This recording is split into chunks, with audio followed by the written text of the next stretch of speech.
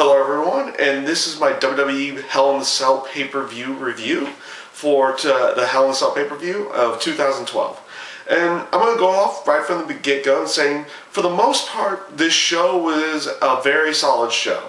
Matches were really good for the most part, outside of two questionable finishes, and I'll get into those a little bit later. But the Alberto Del Rio Randy Orton match was a really good match. Miz and Kofi Kingston was a good match. The Divas title match was a good match. The Big Show Sheamus match was an excellent match. Even the two matches that were thrown on the card were really good matches. The Justin Gabriel and Antonio Cesaro for the United States title, and the Rey Mysterio Sin Cara versus the Primetime Players, both really good matches there. Best match in my mind of the night was actually Big Show and Sheamus.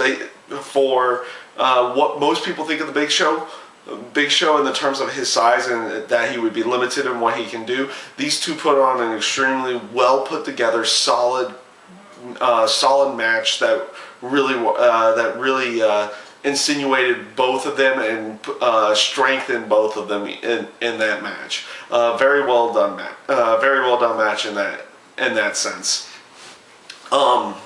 The two areas that I found more into question, and they even had plus sides to them in the end. I've never been a big fan of, screw job or DQ finishes on pay-per-view. I feel this is more for like, your Monday night, Friday night programs. It seems to work out a little bit better. It's better to have maybe a decisive winner in matches on the pay-per-view. But in this case, the DQ finish in the tag team title match with Daniel Bryan and Kane and Damian Sandow and Cody Rhodes, that. The plus side to that, even though it was a DQ finish, the plus side is that the feud gets to continue on in the sense that, this feud never really had really much time to build itself because they were focusing around the #1 contendership tournament, and these two groups did not get to interact much with each other until last week in general. So that's definitely a plus side to it, even though their match was pretty good, but it ended with a crappy finish. And this is the same thing that goes for the CM Punk and Ryback match and inside the Hell in a Cell. The match itself was pretty good. It wasn't a horrible Hell in a Cell match.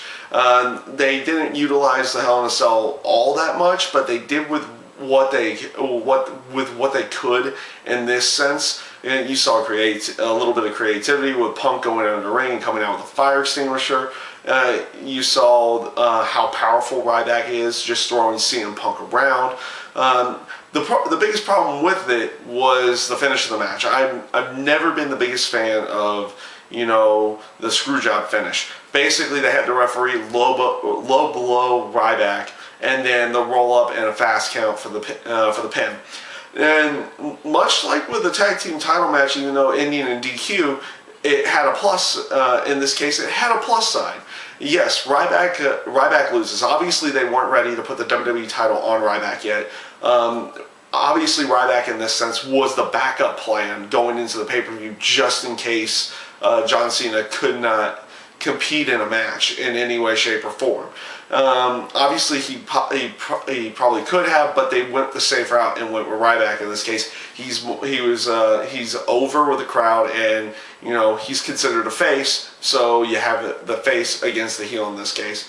But the finish itself didn't end out liking it. You have the ref do the low blow, the roll up, the quick count. The plus side in this, that yes, Ryback loses. He doesn't lose cleanly, so he doesn't look all that weak in this sense, but he comes out looking more powerful in the sense of the destruction that he did with the referee afterwards and what he did with CM Punk on top of the cell. And in all honesty, when I saw them going to the top of the cell, initially I thought they were going to try to do like a cage breaking moment, or somebody would do something more insane would happen. But in the end, you definitely see, you get the grasp, the dominance of Ryback, and there's definitely, and like I said, even though it was a really crappy finish, you got a plus side in there that Ryback still looks extremely strong, but he doesn't have the WWE title yet in this case, and they're obviously not wanting to put that on him at this point in time, which is okay with me. I felt like they pushed him a little too quickly, and that's pretty much my review for the Hell in a Cell pay-per-view. Overall, I thought the show was good. Like I said, all the matches were relatively solid throughout most of the matches. And you just had the 2 weak finishes there with those 2 particular matches. So the show itself was a pretty good show. It would probably be worth your while maybe seeing a replay of it, or maybe even downloading or doing whatever you want to see the show in general. It's not a bad show, and and like I said, that's pretty much my review for this pay-per-view. I thank you guys for watching, and I hope you enjoyed.